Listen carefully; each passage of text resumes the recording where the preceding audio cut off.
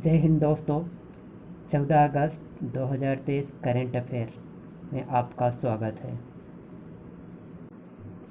तो आज का पहला क्वेश्चन है, राष्ट्रीय सामाजिक सहायता कार्यक्रम किस मंत्रालय के द्वारा चालू किए गए हैं? ऑप्शन नंबर ए, आवासन एवं शहरी विकास मंत्रालय। ऑप्शन नंबर बी, नवीकरणीय ऊर्जा मंत्रालय। ऑप्शन नंबर सी, ग्रामीण विकास मंत्रालय। ऑप्शन नंबर डी, विकास और प्रौद्योगिकी मंत्रालय। तो इसका सही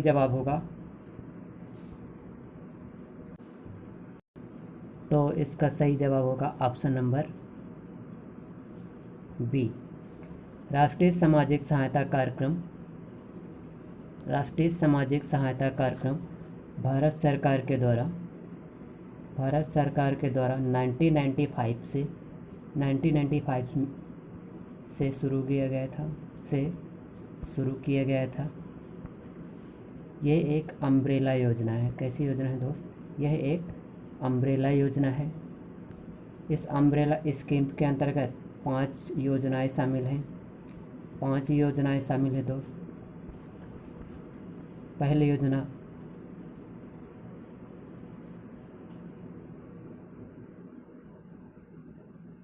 इंदिरा गांधी राष्ट्रीय वृद्धावस्था पेंशन योजना।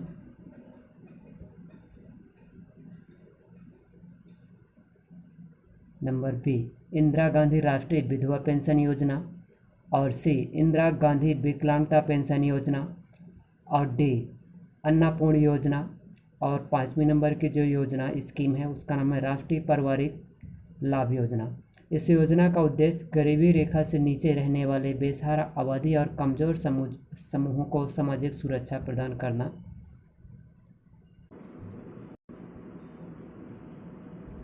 विभाजन विभीषिका स्मृति दिवस के संबंध में निम्नलिखित कथनों पर विचार कीजिए। ऑप्शन नंबर ए, इसको 14 अगस्त को मनाया जाता है। इसी दिन 1947 को भारत और पाकिस्तान का विभाजन किया गया था। तो आपको बताना है उपरोक्त में से कौन से कथन सही हैं। Option number A, option number B, option number C और option number D, none of this. तो इसका सही जवाब होगा ऑप्शन नंबर सी।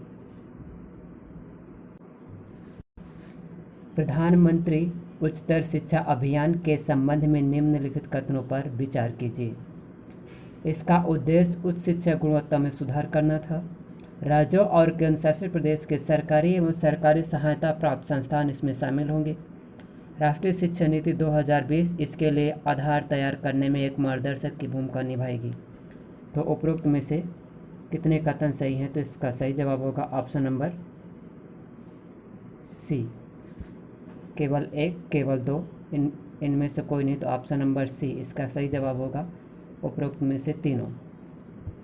तो हाल ही में भारत सरकार के द्वारा रूसा कार्यक्रम कब चला था दोस्त? जो रूसा कार्यक्रम चला था, रूसा कार्यक्रम 2023 में प्रधानमंत्री मनमोहन जी के द्वारा इसकी घोषणा की गई थी। और इसका उद्देश्य उच्च शिक्षा में गुणवत्ता सुधार करना था।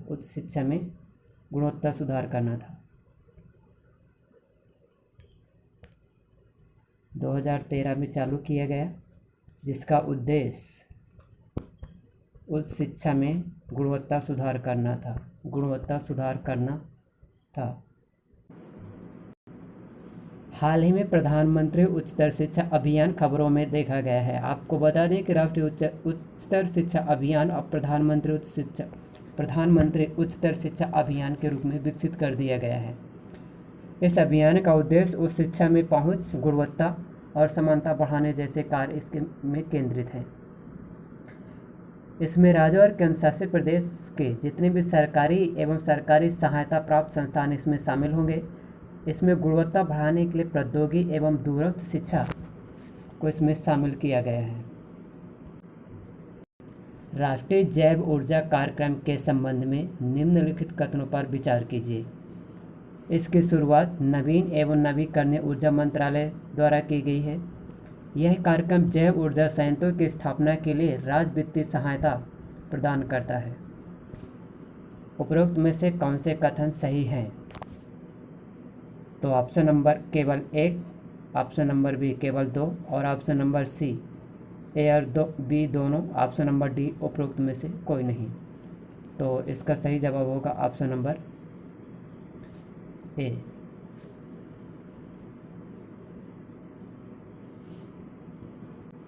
क्योंकि यहाँ पास यह कार्यक्रम जैव ऊर्जा संयंत्रों की स्थापना के लिए राज्य वित्तीय सहायता प्रदान न करके केंद्रीय वित्तीय सहायता प्रदान करता है, इसलिए ऑप्शन नंबर बी गलत होगा।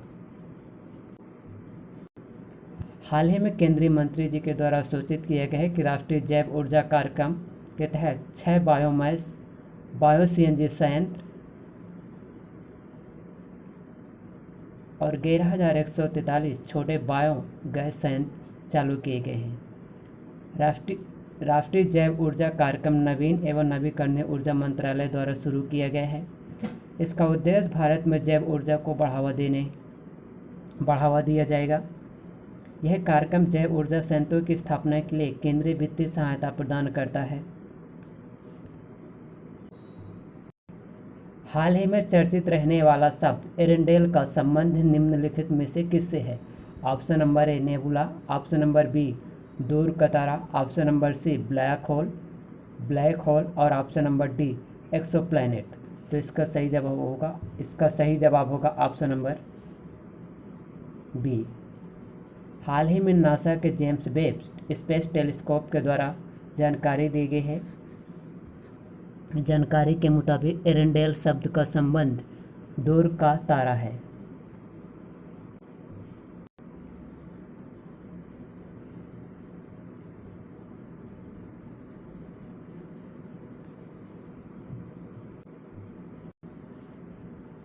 संयुक्त राष्ट्र जनसंख्या कोष के संबंध में निम्नलिखित कथनों पर विचार कीजिए। ऑप्शन नंबर ए, यह प्रजनन, स्वास्थ्य, लैंगिक समानता और जनसंख्या गतिशीलता से संबंधित मुद्दों पर ध्यान केंद्रित करता है। ऑप्शन नंबर बी, इसका मुख्यालय न्यूयॉर्क में स्थित है। उपरोक्त में से कितने कथन सही हैं? केवल एक, केवल बी, 2, 1 और 2 तीनों, उपरोक्त में से कोई नहीं। तो इसका सही जवाब होगा ऑप्शन नंबर सी, ए और बी दोनों सही। आगे देखें, मेटाजीनोमिक्स के संबंध में निम्नलिखित कथनों पर विचार कीजिए। यह तेजी से रोगजनक की पहचान के लिए रोगी के नमूने में निष्पक्ष जीनोम अनुक्रमण तकनीकों को लागू करना शामिल है। यह संक्रामक एजेंट के पूर्व ज्ञान के साथ रोगजनकों की पहचान करने में सक्षम बनाता है। उपरोक्त में से कौन से कथन सही हैं? ऑप्शन नंबर केवल ए, ऑप्शन नंबर बी केवल 2, ऑप्शन नंबर सी 1 और 2 दोनों, ऑप्शन नंबर डी ना तो 1 ना ही 2। तो इसका सही जवाब होगा ऑप्शन नंबर ए। मेटाजीनोमिक्स टेक्नोलॉजी के संबंध में जानकारी दी गई कि संक्रामक एजेंट के पूर्व ज्ञान के साथ रोगजनकों की पहचान करने में सक्षम बनाता है।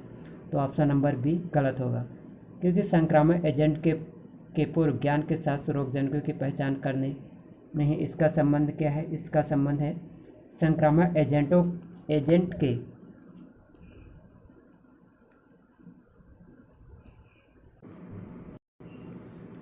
हाल ही में मेटाजीनोमिक्स टेक्नोलॉजी चर्चा में रही है। मेटाजीनोमिक तकनीकी अभिनव दृष्टिकोण है जिसमें तेजी से रोगजनकों की पहचान करने के लिए रोगी के नमूनों पर निष्पक्ष जीनोम अनुक्रमण तकनीकों को लागू करना शामिल है। मेटाजीनोमिक टेक्नोलॉजी के अंतर्गत यह भी जानकारी दी गई है कि इसके द्वारा एजेंट के पूर्व ज्ञान के बिना सीधे रोगियों के नमूनों पर लागू की जाएगी।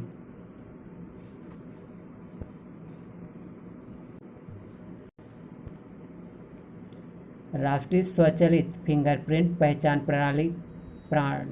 प्रणाली के संबंध में निम्नलिखित कथनों पर विचार कीजिए। यह अपराध और अपराध संबंधी अंगुलियों के निशान का एक अखिल भारतीय डेटाबेस है। ऑप्शन और कथन नंबर 2, इसका प्रबंधन NCRB के द्वारा किया जाता है। और कथन नंबर 3, इसका मुख्य उद्देश्य सभी राज्यों और केंद्रशासित प्रदेशों से सभी अपराधियों के फिंगरप्रिंट डेटा एकत्र करना है। तो आपको बताना है कि इनमें निम्नलिखित में से कितने कथन सही हैं। तो इसका सही जवाब होगा ऑप्शन नंबर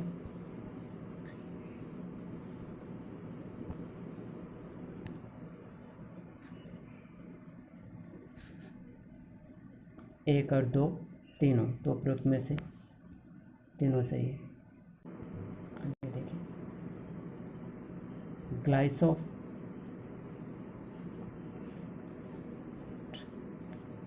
ग्लाइफोसेट के संबंध में पंजाब के जिला कृषि विभाग के द्वारा जानकारी दी गई है कि ग्लाइफोसेट एक रासायनिक यौगिक है। इसके संबंध में अवांछित पौधों और खरपतवारों को नियंत्रित करने के लिए इसका उपयोग किया जाता है। तो इसके बारे में पंजाब के जिला कृषि विभाग के द्वारा जानकारी दी गई है। ग्लाइफोसेट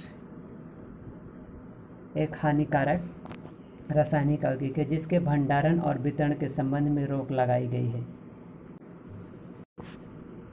मेक इन इंडिया पहल के संदर्भ में प्रौद्योगिकी विकास निधि योजना किस मंत्रालय से संबंधित है? ऑप्शन नंबर ए रक्षा मंत्रालय, ऑप्शन नंबर बी नवीकरणीय ऊर्जा मंत्रालय, और ऑप्शन नंबर सी पृथ्वी विज्ञान मंत्रालय, और ऑप्शन नंबर डी विज्ञान एवं प्रौद्योगिकी मंत्रालय।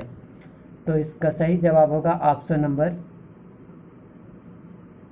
ये क्या होगा दोस्त? ऑप्शन नंबर ए। हाल ही में भारत के रक्षा मंत्रालय के द्वारा मेक इन इंडिया कार्यक्रम पहल के संदर्भ में प्रौद्योगिकी विकास निधि योजना को लॉन्च किया गया है। इसके संबंध में यह भी जानकारी दी गई है कि रक्षा मंत्रालय के द्वारा भारत में इंडिजीनियस प्रोडक्ट स्वदेशी प्रौद्योगिकी को बढ़ावा देने के संदर्भ में प्रौद्योगिकी विकास निधि योजना का शुभारंभ किया गया है। इसके अंतर्गत यह भी बताया गया है कि भारत में जितने भी एमएसएमई उद्योग एवं स्टार्टअप जैसे स्कीम को बढ़ावा देने के संदर्भ में पहल करेगा। Thank you very much for watching of this video.